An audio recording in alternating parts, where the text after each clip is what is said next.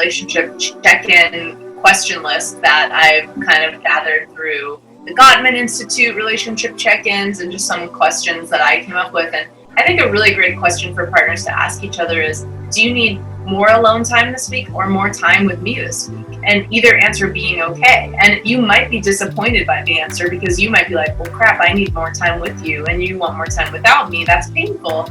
And I think to be really cognizant of your disappointment, but to also honor the other person, which doesn't mean hiding your disappointment. It's like, oh, well, that's hard. I'm disappointed because I actually would like more time with you this week. But your need for more alone time is really valid. What's a compromise that we can create? I mean, maybe it just means we have like a very intentional 2 hours together versus like we see each other every single day, every hour, something like that. If that's possible, like with the closed doors, is that possible in your living space? I mean, if you live in a studio together, that's really tough. But yeah, I think what's also really important for relationships is to get more comfortable with discomfort, because there is disappointment in every relationship. You do have to be willing to hurt your partner's feelings, which doesn't mean being a jerk or being an asshole. It doesn't mean being inconsiderate.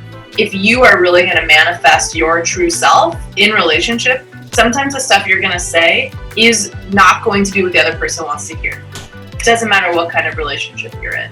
And so to be willing to be like, like just last night in bed, I was talking to my partner about something that had happened to me during the day that was hard for me, not about him. And he was like, hey, I really want to hear about this. Like, I love you, but I'm so exhausted right now, right? And he framed it in a way that was like, your need to tell me this is valid, but I do not have I'm upholding a boundary that I don't have the bandwidth for that right now. And it was just so simple and pure and clean. And it was disappointing. I was like, God, okay, I do want to talk to you about this. But he told me in the best possible way that made me feel heard and seen, but was like, upholding a boundary. And that, I think, is really powerful. And I really want to help.